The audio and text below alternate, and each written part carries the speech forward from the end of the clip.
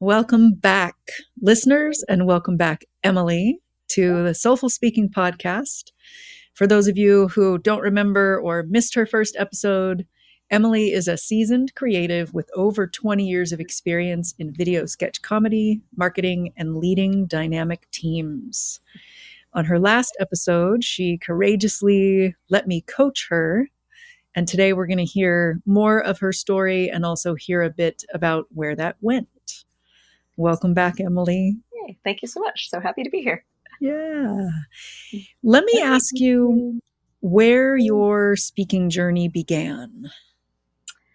Yeah, I don't know if it's even begun necessarily. I think my fear of speaking started like when I was a child, and I really wanted to be like, I was like, oh, I really want to like act or like do performancey things, and was like told at a pretty young age, like, no, you shouldn't do that. And like, I couldn't sing, and most things for children, for like acting and performance are very like song based. And so was kind of dissuaded from that at a young age.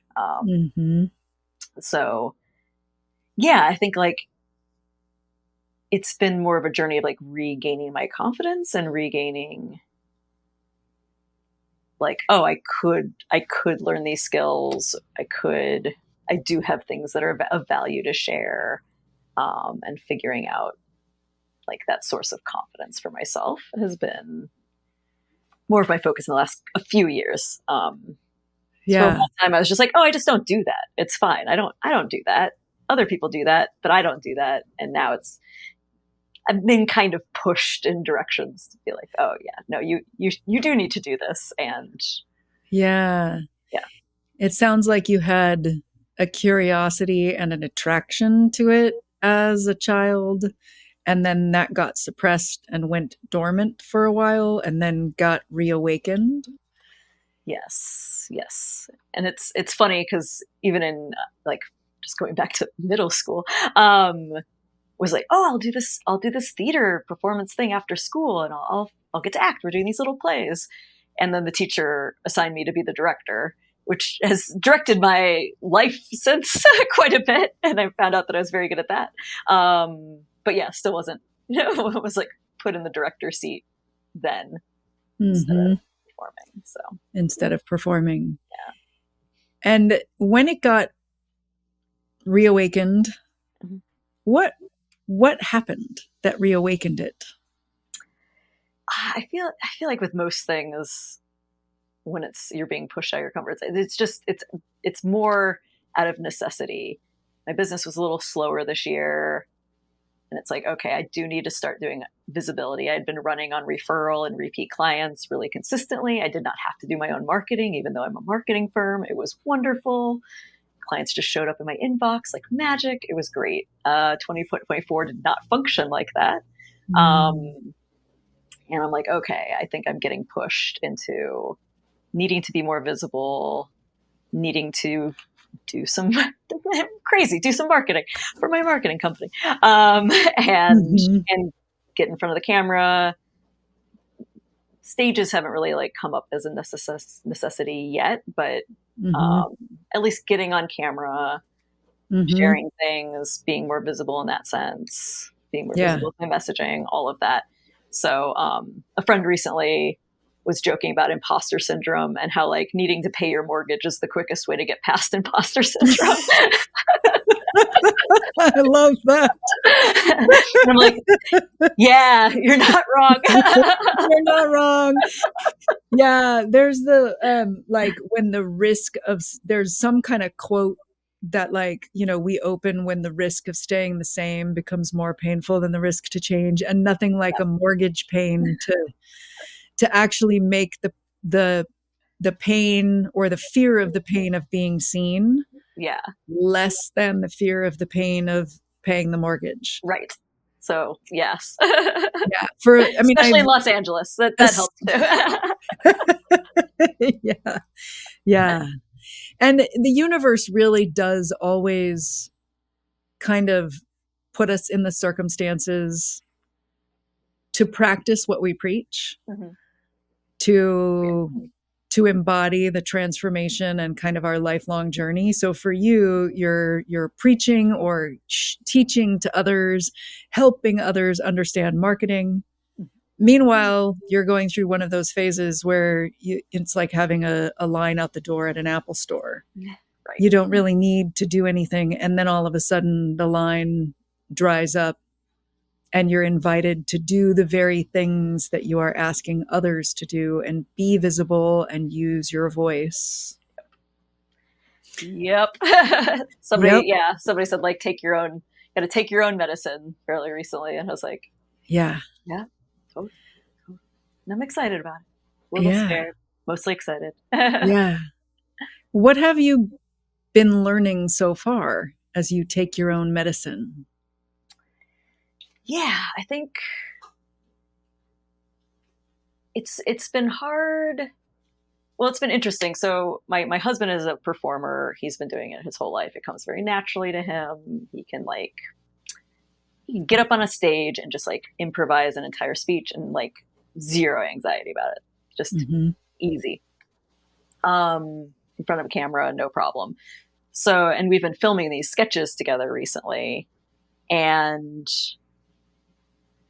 I think the hard part for me has been like just like being in the moment, I guess, and just kind of not putting so much edifice on things, like really being myself and not like putting on this, I don't know, this like weird fakeness, I guess, that I have been so yeah, like even though it's like I'm playing a character, you still have to be a grounded version of that character, not like this fake weird version of that.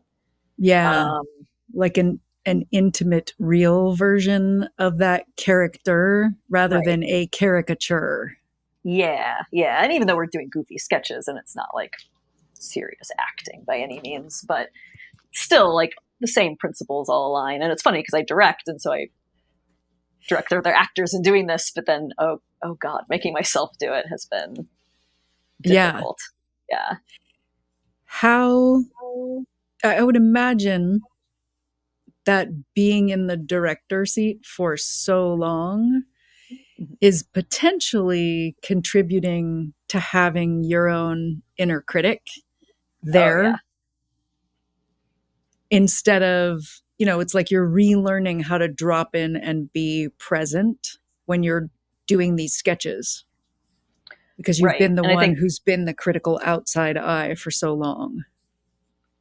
totally. And I'm running like the edit in my head. So I'm like, oh, I know my eye line was off. So I'm already like doing that technical acting stuff that's quite high level without any of the skill underneath it.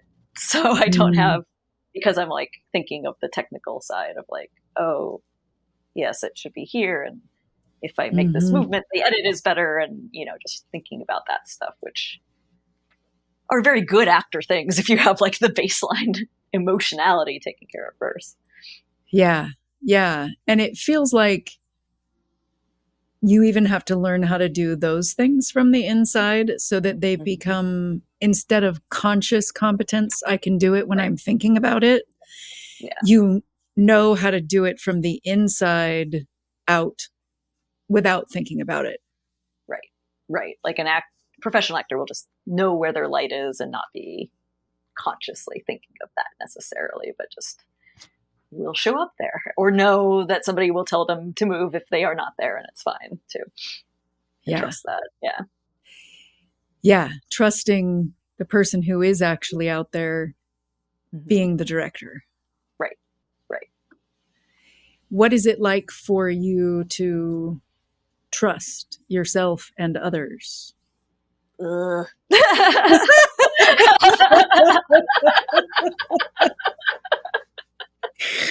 me more. What else goes with that?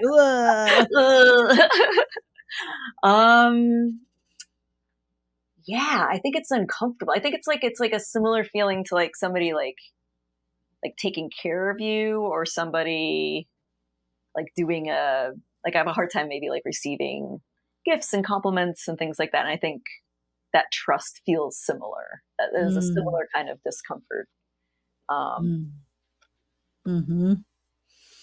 So that's, I don't know. There's some link there. I don't know. Yeah. Yeah. It's being the center of attention, Yeah. being worthy of receiving care and attention. Oh yeah. Yeah. I mean, we were even doing the grounding exercise before this podcast, and I was like, "Oh, this is really nice." Like, oh, she's doing this nice thing to make sure I'm comfortable before this interview. And I even felt like a moment of the like discomfort of receiving. Yeah. That's in service of the whole, obviously, show, but there was still like had like a tinge of that, which I noticed. But yeah. yeah. How did you recover and lean into the receiving? I think just more of the like reminding myself, like, yeah, it's for the show, and also like you're wanting me to succeed, and it's okay to like receive that. I guess just kind of reminding myself of. Yeah. Yeah. Yeah, it's for the show. And honestly, what was going on in my head as we were doing it, that this is one of those days where I probably needed it more than you, just being in all of the tech. And it's, Right. it's why we do it together rather than me just being like, warm up before you come Right. in. Do a vocal exercise. Yeah. Yeah. And Right. It's really nice to do it together because then we also get connected. And I really had a voice in my head that was like, this is one of those days where I could feel myself shifting and grounding in a pretty dramatic way as I was doing the moment for us and for the episode. Nice. And was like, well, thank you for joining me for my warm up that I need. Right. Yeah. It's funny. Yeah. So how much have you gotten out there to be seen since you felt that push for the mortgage or the call? Right. Fortunately, it was going to be so perfect. I was supposed to be on 2 podcasts on Monday, but I was not feeling well. I knew I wasn't going to be in a good place for them, so I had to cancel last minute. Those are scheduled in like a month after the holidays. So I would have had so much to report. But I did prepare for them, which was even that was very helpful. So I'm going through a process of like redoing my director website with a friend who also does branding. Even if you do it yourself, it's very hard to do it for yourself. It's why I have a job. And so she's helping me work through and like kind of owning my expertise in a lot of ways, which is filtering through kind of my whole career right now. So it was helpful to like step back. And at first I was really intimidated by these podcasts. So they're very high-end marketing. It's like very zero fluff. Like they want things to feel like master's levels course in marketing, like kind of thing. So I had that intimidation, and then talking through all the background that I have and how I can talk about things, just owning that I have something to contribute to spaces like that was honestly really exciting. Caused me to make some tweaks to my website and like own some of my expertise a little bit more. So that exercise in itself was super helpful. Yeah, I love when that happens. It feels like all of these things are kind of converging from being able to receive, being able to step out and be seen more, working with someone on branding your own website. It's like there's all this information and experience that's coming together that is building your confidence as you go out there to be seen more. Yeah. And I think it's like it's converging in like a natural, like how things all come together because everything is connected kind of way. And I've been wanting to fuse these 2 parts of myself together for a long time. The copywriting, marketing, business side, and then the filmmaking, production, storytelling side. And, I've had way more financial success in one side than the other side. And I always was like, ooh, how do I bring that to this? But it was more, how do I bring both sides together? Because I'm one human being and it's all the same thing and should all be together. So, Yeah. yeah.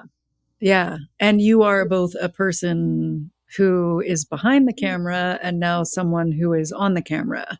Right. So it Right. feels like those two parts are coming together again that have been separate since the person said, no, you're not an actor, you're a director. Mm-hmm. Yeah. Yeah. Yeah. It's true. Yeah. Fun. Worth using. Yeah. I can't wait to see the new website, and I could go on a whole tangent. And I want to ask, since you were here last time, what have you noticed about your voice and your speaking since your visit to the podcast where you were coached? Yeah. I mean, I hope people can tell that I'm a little slower. I've been trying to slow down a little bit, and I've been trying to,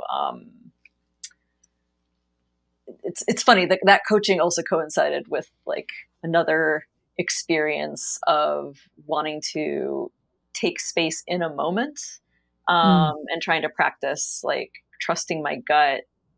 And when you're in a negotiation or something with someone, and like being able to claim that space and take that pause and be like, whoa, hold up, I don't know what's going on here, but I want to stop. Mm-hmm. So that's like something I've been working on personally, just in one-on-one interactions, but that also Mm-hmm. ties into the coaching that we did, and for speaking as well. Yeah, it's like growing comfortable in the silence Mm-hmm. and not feeling like you need to fill it. Right. Whether that's a moment in your life where you stop everyone else in order to have the silence, Mm-hmm. or in a negotiation. You just made me flash on a moment actually in my own life where I asked for a raise and I was not as confident, Mm-hmm. not as comfortable with silences as I am now. I was, I'll tell you this now, and I know because this boss said it. At that time, I was the best executive assistant he had had in 25 years, the best one ever. I was not trusting in my own worth. It had been a long time since I had been given a raise. So I went in there to ask for a raise, and I was masked up. My heady hipster, I had the heady hipster mask on, and my soul suckers were in charge. They totally controlled how I was going to do it. And then they kicked into like working harder. And then my deranged mannequin mask kind of came out. So, I did a lot of preamble Mm-hmm. because it's like you feel like you have to justify that you're going to ask for the raise. And then you ask for the raise. And then you do a whole lot of justifying after. And I know silence. Right. Of And course. he's like, trying to follow what I'm saying. And I don't look like the person that he knows. So he starts rifling for papers. And I'm thinking he like wants me to leave his office at this. He finds the list of salaries. Like he's got a spreadsheet that says what people's salaries were and when they've had an increase. That is what he was actually looking for. My mind was telling me like I need to talk faster and justify so that he'll say yes or no so I can get out of his office. Right. And he said, I wish you'd asked me earlier. And he gave me a $10,000 increase in like 2001 right on the spot. Wow. And if I would have asked him earlier, I probably would have had like a 5,000 and then another 5,000. Right. And that's a negotiation where if I were to go do it again today, I would probably say, John, it's been a while and I'd like to ask you for a salary increase. Yeah. And then like shut up Stop. and Yeah. wait for his answer. And if I need to justify or something, he might have said, how long has it been since you had one? Right. Not since I've been hired. And that's it. Yeah. And And then that's just it. stop. Yeah. Yeah. Totally. Yeah. It feels like we're not even recording. Mm-hmm. that's what I can say about like my experience of you Mm. is like, it doesn't feel like you have that I'm on the spot, I'm going to speed up now feeling. It feels like we're having an amazing conversation. Truly, this is what I want for the podcast. Right. Like two people sitting in a cafe having an amazing conversation that happens to be recorded that then other people get to hear and get value and nuggets out of. Right. Are you aware of feeling more grounded in your own skin, more fluid breath, anything like that? Yeah, I feel less like choked up in my throat. Mm-hmm. So yeah, it feels. I definitely feel more me this time Mm-hmm. around. Maybe not like 100%, but like 95, like pretty good. Yeah, So, yeah. yeah, yeah. And I often say public speaking, whether it's TikTok, podcast, TED Talk, Mhm. it is if you're any good at it, Mhm. it is not going to feel like you're laying on your couch watching Netflix. It's going to Right. feel a bit more like a roller coaster ride. Mhm. So there's going to be more energy there. Otherwise, you're probably not very That's engaged. yeah, if you have Netflix couch energy, probably not a Yeah. dynamic speaker. Yeah. Yeah, yeah. And I've had it once, one performance when I was like 25 years old. It was supposed to be a brush up rehearsal. Mm. So my body was like, I'm going to show up. I'm going to be in street clothes. We're going to bang this out and then we're all going to go home. And the director was like, well, there were some people who couldn't come to any other performance. So you have like a 4-person audience out there, which is just not, I don't like performing in front of 4-person audiences. I have Right. done it a lot. So that was, kind of a weird thing. I'm also curious about the preparation for the ones that ended up not happening because you were sick. Mhm. What felt different to you during the preparation than other times you've been preparing to speak? Yeah, I wish they had happened because I would like to know if it worked. I felt more comfortable. I was happy that I was disappointed that they didn't happen. There wasn't relief. There was actual disappointment. And Woo-hoo. that felt like wrong. Um, Yeah. and yeah, it felt like maybe the right balance of prep because I think in previous times I've like almost scripted things. Mm-hmm. Like there was one time I went in to pitch this feature that I was going to direct on. It didn't end up happening at all, but I was so much better than the other director. I was so much better for this position. Um, but the feedback that I got from the producers afterwards were like, "Oh, they felt like you were too prepared, like you were too scripted, you were too like rigid almost in the presentation of it, even though I had over prepared and Mm-hmm. done more of the homework." Um, the other director was like more off the cuff and like conversational and like casual about it. Yeah. I did end up getting the job, but I was like, oh, it was just like such a insight into like, oh, okay, I'm not. There's something about this that I'm not approaching in the right way, or I'm doing it like Yeah. a school book report, like not just being a human in a room sharing something. Yeah. Yeah.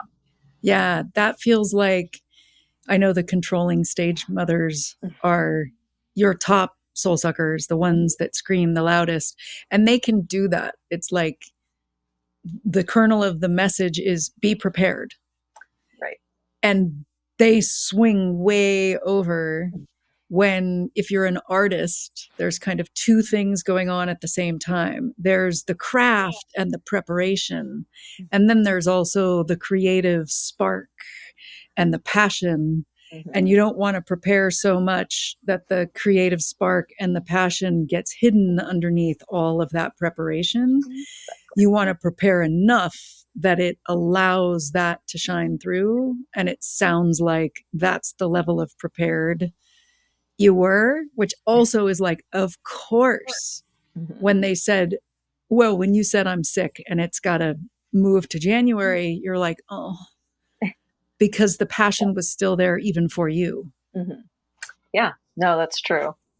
yeah. And before any pitches in the past or other times, like public speaking kind of things have fallen through, pure relief, 100% relief, no other emotion other than relief. Yeah. Um, Yeah. but yeah, it's like that weird balance, especially with film pitching and stuff. They want something more conversational. They want something that feels like it's just coming from within you, even though they know you've practiced the hell out of this thing. They want it to Mm-hmm. feel like it's so inside of you and you're so comfortable there and you're just so Yeah. passionate and cool and a cool artist that you can just speak it on the spot. Yeah. Um, that's what they're actually looking for.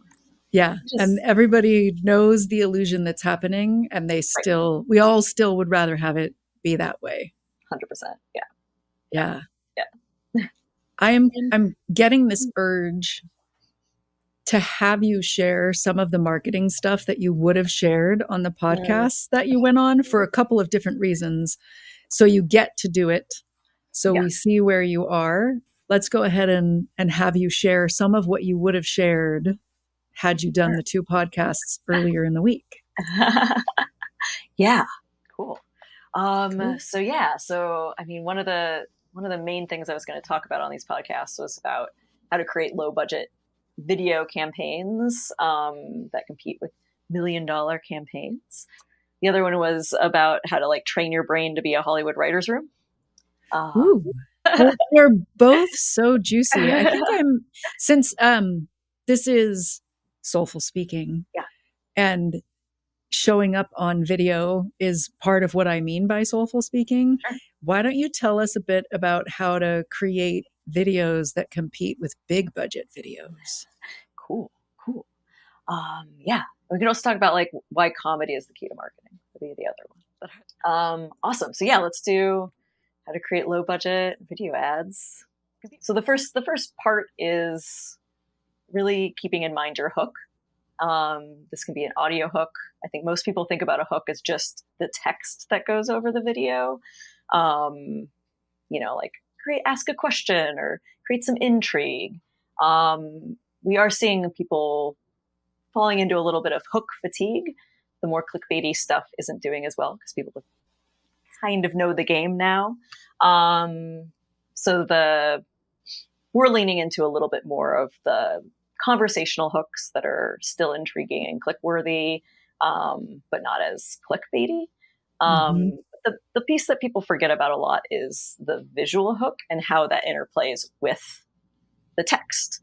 So like making sure that you have a cohesive visual storytelling frame. For example, I saw a video recently that the audio hook was like what it's like to work uh, from home during the holidays or something, and the visual was in the foreground a woman at her computer, and in the background like her dad like coming through the door, and so that all really created sort of this humorous. You kind of know what the joke's going to be, but it's enough where you want to click and watch because you relate to it and you're seeing this whole visual image. Yeah. So aside from just being like, let me fill a cup of coffee with the visual hook or the text, like trying to keep all of that context in mind, I guess is the Yeah. first tip. Yeah. I have a question brewing that is Please. related to issues that some Yeah. of my clients have had when they're speaking and they're attempting to speak a first sentence that is a hook. Yep. Totally. Yeah. They often feel really, really awkward about Mm, it. sure. What advice do you have? And like when you're the one directing, how do you help draw that out of them so that the Mm, awkward version is not the one that gets released? right. Well, there's a couple things that you could do. Actor props help you not feel as awkward. So, even if you bring something in frame, you're creating a visual hook. And if you bring, or you turn around or add some movement, I mean, movement can also kind of be a prop. Um, that can help the awkwardness. Mm-hmm. Because it might get you out of your head a little bit and it'll create a more visual striking like edit point. Mm-hmm. The other option is write a few lines before your first line. So get the awkwardness out with some preamble and then say your first line. Like that might help as well. And then just edit it. And then just edit it. And then I just am pop that shocked out. that has never occurred to me before. It's genius. Yay! Probably because I do videos now, but I come from Right. a world of theater where You can't do that. Yeah. you can't do that. I mean, you can start imagining what is the world that my Right. character, that's what you do, is The you, moment the before. moment before, Yeah. you do all of that, but you're not Right. speaking Yeah. yet. Whereas on video, you can speak. Yeah. And then, like, by the time you're in flow, I have Mhm.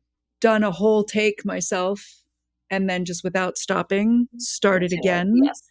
And then chopped off the first one. And I did a thing where I wanted everything to be live and recorded live for such a long time. It took me a while to get to that. The editing, yeah. I mean, that's a thing that you do on set with actors too. If they feel a little in their head and the take seems, instead of like cut, reset, and then they have to get all nervous again and pause, just like, let's go again. Let's just go again right away and like not stop. So yeah, similar Yeah. things they do. Yeah. I just got this image of you telling yourself that, let's just go again. Just go again. Like in your own head. Let's just go again. Right. Back to one. Let's just do it. Yeah, totally. So tell me why comedy. It's like, so with marketing, I'm sure everyone knows like the know, like, trust kind of thing. I believe comedy is like the ultimate of the know, like, trust. I mean, think about anytime you meet someone, if they're funny, you automatically, or they tell a joke or they reveal something about themselves. Like usually that's telling them a little bit more about themselves than if they didn't do that. So you automatically know them a little bit more, tend to like people that are funny. It's just natural reaction. And we tend to trust them more because comedy feels a little bit more vulnerable than other kinds of communication. So I feel like it's a way to shortcut some of that know, like, and trust. And there's also a piece that if you're making a joke about a pain point, like you understand that pain point at a such deeper level than if you're just saying it. And people feel really seen and like, oh yeah, you get it. Like you get it to the point where you can make a joke about it. And it didn't make you feel bad when you heard it. You were able to laugh at your own pain. But then trust the person more in the process. So those are some big points. Is it important to be funny in every video? Says the person who does not think of herself as traditionally funny. Yeah, I mean, I think it depends on your brand, right? Like if you don't have, like, we have a funny brand, I think it is important for us to pretty much always put out stuff that's at least that we think is funny. But if that's not your brand, like, no, you shouldn't. And there's also different kinds of funny, right? Like nobody has to be like, I'm on SNL level sketch funny. Like making a humorous observation that's like, haha, chuckle funny is also super effective. So I don't think, no pressure to be like, I am now going to be like doing stand up on every Saturday night at an open mic. Like, that would be absurd. But still, like, Thank thinking, you. That's super helpful for me because I don't think of myself as a traditional kind of funny. I did improv back in the day, and back then I was trying to be funny, or I was being the person that was reading what was needed in the scene, and most often was the one who gave all of the things that other people could yes and did the yes anding that was needed in the beginning, and then other people would get all the laughs. Right. I am funny when I'm not trying. So like funny is not a part of my brand. However, seeing our humanity and being authentic and at peace with our humanity is my brand. And I'm like, embrace the weird within you. So I think what you helped me realize is that if I'm being me, in my case, there are probably a lot of moments where other people are chuckling.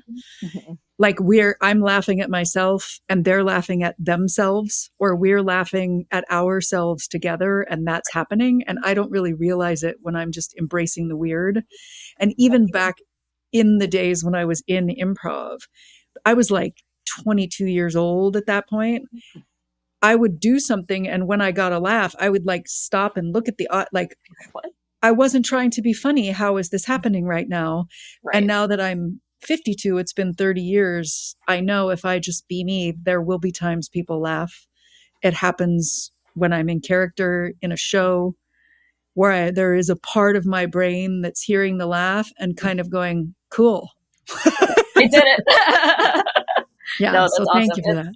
It's so true. Like, I think I liked what you were saying about like that communal laughter. Like, it's not always a performative laughter. It's like an exchange almost.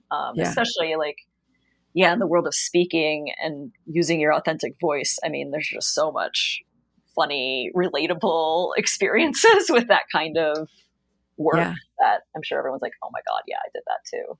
100%. Yeah. Yeah. Awesome. I want to ask you, what do you want people listening to this to know? In particular, I think about being seen and stepping into the spotlight. Hmm. Yeah. I mean, if I'm talking to clients, because a lot of what I do is like pulling people into their weirdness, kind of what you were just saying, um, is to not hold back on that. Like, I think people really want to see how weird you can get. And again, not like within your brand and your messaging parameters, but like Yeah. they want to see those like uncomfortable, not polished pieces of you, Mm-hmm. because that's so relatable. Um, Again, I put caveats because not every brand can do things like this. It doesn't make sense for everyone, but Yeah. work mostly in the coaches and consultant space. So, yeah, seeing like a beautiful morning routine with like a cup of coffee with like a backlit light is like, I don't know. I don't know if I want to see that.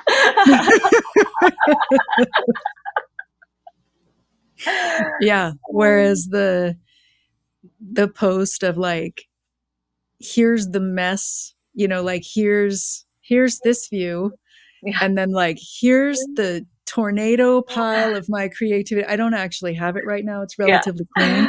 And I know I've posted at different points, like when I was renaming my company at one point, I took a picture of my house, Mhm. because when I'm in that kind of a creative state, it's like I lived alone then. Now I live with my husband, which is part of why it's cleaner behind me, although he's out of town right now. So 24 hours from now, I might have the tornado. The pile. Yeah. There were pieces of paper all over my house because I had been grabbing actual paper and keeping things in a spreadsheet.